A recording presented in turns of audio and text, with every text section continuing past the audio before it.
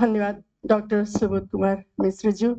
आज के इस महत्वपूर्ण कार्यक्रम के अध्यक्ष जी, माननीय कुलपति जी, आज के इस उद्घाटन सत्र में उपस्थित हुए मुख्य अतिथि जी, डैश में उपस्थित हुए संपूर्ण प्रोफेसर विज्ञ, यहाँ उपस्थित संपूर्ण विज्ञ प्रोफेसर, नेपाल के कोशी प्रदेश के माननीय विधायक भीम पराजुली जी, यहाँ उपस्थित संपूर्ण महानुभाव, संपूर्ण विद्वत वर्ग, सबसे पहले यहाँ के आदर सत्कार के लिए मैं नेपाली कांग्रेस के केंद्रीय कार्य समिति को तर्फबाट र मैं अपनी तरफ से मैं धन्यवाद देना चाहती हूँ। निश्चय ने हमको लग रहा है ये कार्यक्रम बहुत महत्वपूर्ण है। हमसे आगे बहुत से लोगों ने बहुत बात कही नेपाल और भारत के संबंध के बारे में, बहुत सी घटनाक्रम से नेपाल और भारत का संबंध जुड़ा हुआ है, बहुत सा उदाहरण, बहुत सा घटनाक्रम उन लोग वो लोग अपने प्रस्तुति में जो प्रस्तुत किए। मुझे लगता है प्रोफेसर हर्ष कुमार और प्रोफेसर प्रदीप कुमार ने कुछ चिंता भी वहाँ व्यक्त हुआ, कैसे नेपाल और भारत के सांस्कृतिक संबंध को नजदीक लेके आए, हर एक साल कैसे कार्यक्रम करके नेपाल और भारत के संबंध को कैसे आगे बढ़ाए, घनिष्ठ बनाए, क्योंकि भारत और नेपाल हमारा घनिष्ठ नजदीक का देश है, जिसके लिए हमारे संविधान में भी नजदीक के देश से घनिष्ठ संबंध कायम करना पड़ेगा लिखा हुआ है। हमको लगता है नेपाल सरकार उसके लिए आगे बढ़ना जरूरी है।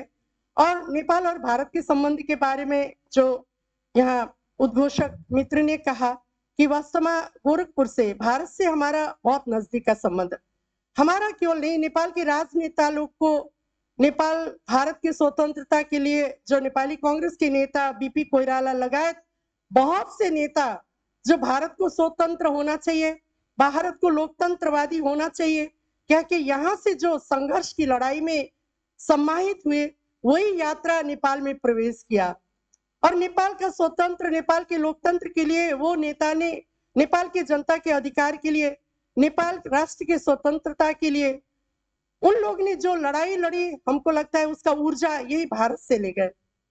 1960 में जब उस समय लोकतंत्र ऊपर कू हुआ, सैयों नेपाली कांग्रेस के परिवार भारत में आके अपना 10 साल 12 साल बिताए। हम उसमें एक परिवार है जो यहाँ 1 से 10 कक्षा तक हमने पढ़ा। हमारे जैसे बहुत संतानों ने भारत में पढ़ा, यहाँ का रहन सहन, यहाँ का संस्कृति, यहाँ का भाषा, यहाँ का सभ्यता सब हम लोग सीख के चले गए। उसके बाद नेपाल जाके हमने वो सभ्यता को, वो संस्कृति को, वो भाषा को, वो प्रथा परंपरा को हम सम्मान करना हम सीखे, क्योंकि यहाँ 10 साल 12 साल हम यहीं पर पढ़े थे। यहाँ का सब संस्कृति हम यहाँ से लेके गए, हमारे नेता ने यहाँ का राजनीतिक ऊर्जा लेके गए, हम लोग यहाँ का राजनीतिक सांस्कृतिक संस्कृति को यहाँ से हम लोग नेपाल में ले गए। पर अब हमको लगता है यहाँ बहुत सी बात होगी, क्योंकि पाणिनि तपोभूमि जो अर्घाखाँची में, वहां पर पाणिनि ने तपोभूमि किया। हमारे सम्माननीय प्रधानमंत्री यहाँ के मोदी कहते थे भारत के हिमालय में हमने आध्यात्मिक ज्ञान लिया, बुद्ध का जन्म हो गया भारत में, नेपाल में, पर आध्यात्मिक ज्ञान तो कुशीनगर में आके वो लिए ना। राम ने जनकपुर में जाके वह विवाह किया, ससुराल बनाए। यहाँ जब प्राण प्रतिष्ठान हुआ तो जनकपुर केवल नहीं, टोटल नेपाल भर उस समय खुशहाली मनाए, क्योंकि वो संबंध हम लोग का सांस्कृतिक संबंध था। पर हमको लगता है जो आज ये 3 दिन जो कार्यक्रम हो रहा है, इसको गंभीरता पूर्वक छलफल और संवाद में ले जाना जरूरी है, क्योंकि अब तो नेपाल में 40% से अधिक तो युवा का प्रवेश हो गया जनसंख्या का। अब तो नेपाल में बहुधार्मिक, बहुजातीय, बहुसामाजिक समुदाय का वहां पर जोड़ तोड़ के साथ समावेशी लोकतंत्र की बहुत सरो अगाड़ी पड़ी है। पर उस समावेशी डाइवर्सिटी को हम लोग कैसे एक सूत्र में ले रहे हैं। अभी नेपाली कांग्रेस का महासमिति का अधिवेशन हुआ, हमारे मुख्य अतिथि माननीय देवेंद्र राज कौडेल, हमारे माननीय भीम पराजुली लगायत नेपाली कांग्रेस के केंद्रीय समिति के लगभग 40% से अधिक केंद्रीय सदस्य लोग ने कहा नेपाल का अलग पहचान है, हिंदुत्व का पहचान है, वो हिंदुत्व का पहचान नेपाल में रहे, वो डाइवर्सिटी को, बहुआयामिक पक्ष को समेट सकते हैं, सम्मान कर सकते हैं। इसलिए उसको नेपाली कांग्रेस अपना प्राथमिकता को विषय वस्तु बनाना चाहिए कह के वहां पर हम लोग प्रस्ताव भी ले गए। तो ये तरंग ला दिया हिंदुत्व का पूरा, हिंदुत्व की बात ने तरंग ला दिया। हिंदुत्व, हिंदू धर्म मत केवल नहीं, उसे और सब धर्म को सम्मान करना चाहिए। वो एक दर्शन, वो विचारधारा, वो संवाद, वो छलफल आगे बढ़ना चाहिए, जिससे नेपाल के युवा पुस्ता लोग वे समझ सके हिंदुत्व का दर्शन क्या है। हमको लगता है ये बहुत से नेपाल और भारत को के संबंध को नजदीक ला सकता है। इसीलिए हमारा अनुरोध है, नेपाल एक ऐसे भूगोल में बैठा हुआ है, ऐसे भूगोल में रहा है, वहां का भूगोल जिसने भारत से 3 सीमाएं हैं, एक सीमा चाइना से है, पर अंतरराष्ट्रीय जगत से भी बहुआयामिक संबंध जुड़ के आगे बढ़ रहा है। इसीलिए हमको लगता है हमारा नेपाल और भारत का बीच का संबंध को, कड़ी को जोड़ने के लिए ये सांस्कृतिक अभियान सबसे शक्तिशाली अभियान हो सकता है। इसीलिए हम लोग इतिहास की घटना तो कहते हैं, पर अब का आधुनिक विचार, आधुनिक संवाद भी आगे बढ़ना जरूरी है। कल का हम लोग बहुत सा घटनाक्रम, कल का हम लोग बहुत इतिहास का बात भी हम कहेंगे, पर क्यों जरूरी है नेपाल और भारत के संबंध के बीच में घनिष्ठता की आवश्यकता क्यों पड़ रही है?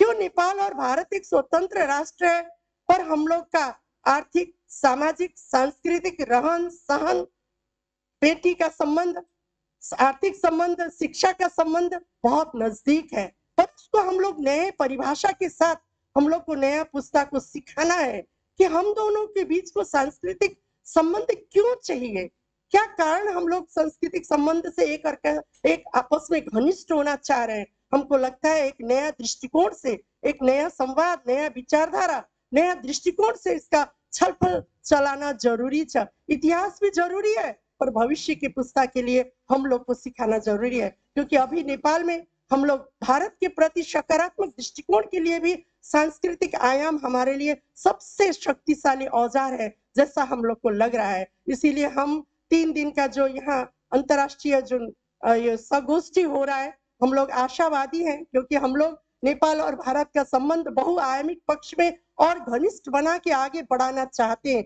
उससे हम लोग का भविष्य बहुत उज्जवल है।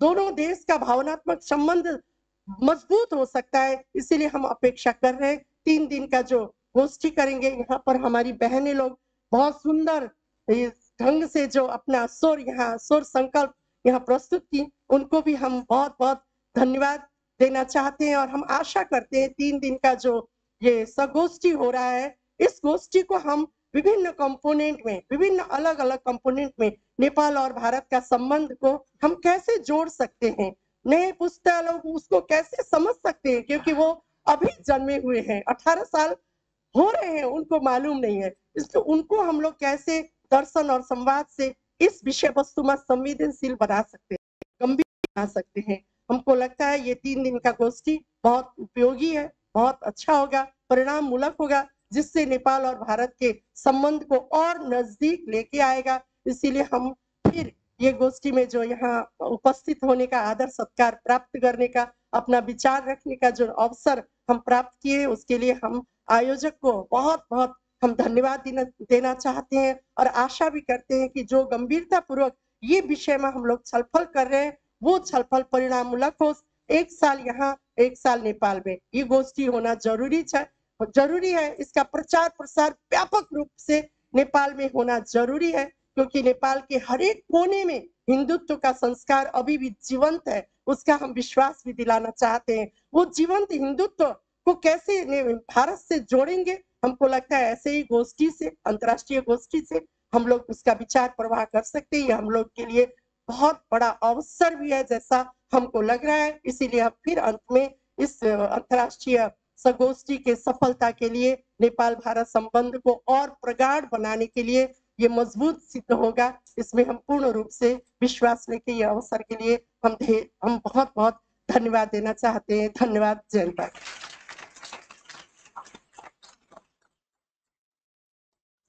धन्यवाद मैडम। महाविद्यालय बोध गीत के लिए छात्राएं।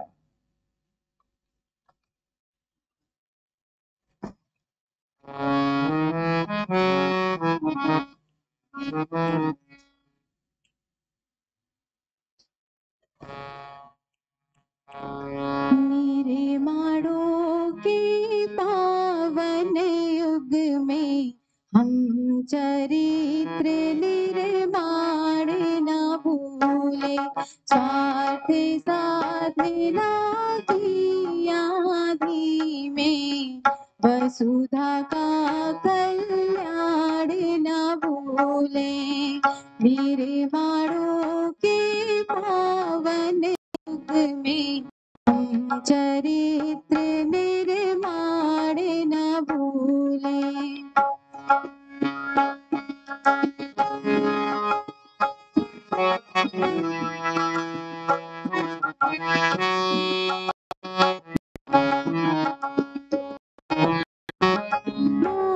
मानागम अगाध सिंधु है, संघर्षों का पार नहीं है।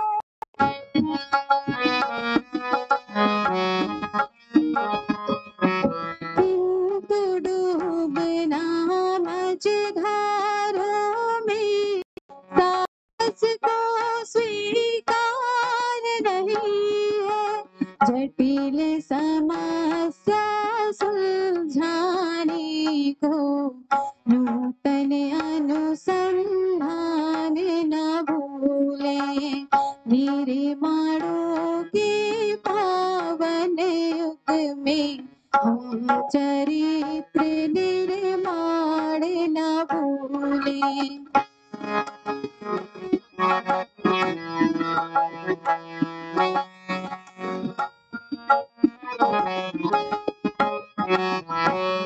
शील विनय आदर्श श्रेष्ठता, तार बिना झंकार नहीं है।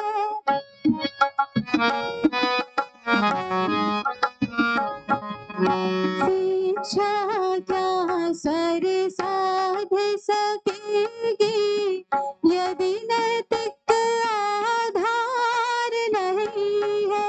कीर्ति कौमुदी की गरिमा में संस्कृति का सम्मान न भूले, निर्माणों के पावन युग में हम चरित्र निर्माण न भूले।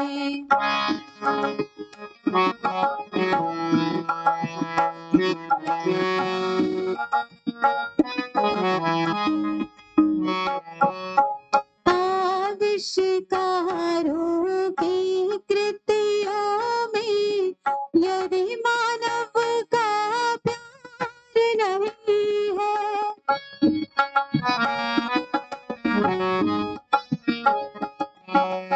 सृजनहीन विज्ञान व्यर्थ है, प्राणी का उपकार नहीं है।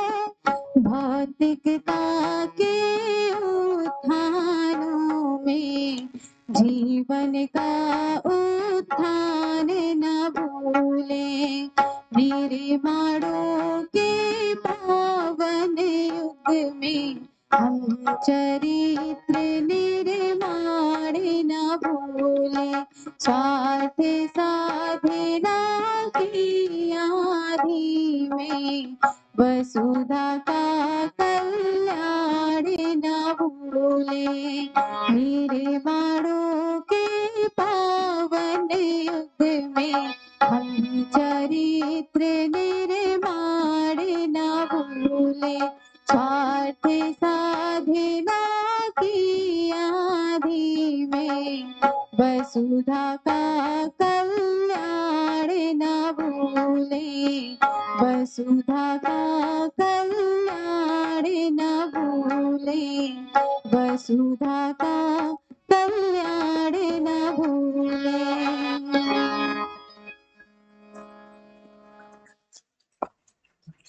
महाविद्यालय के बोध गीत के उपरांत मैं आज के अपने सारस्वत अतिथि प्रोफेसर नंद बहादुर सिंह सर को आमंत्रित करता हूं उनके उद्बोधन के लिए।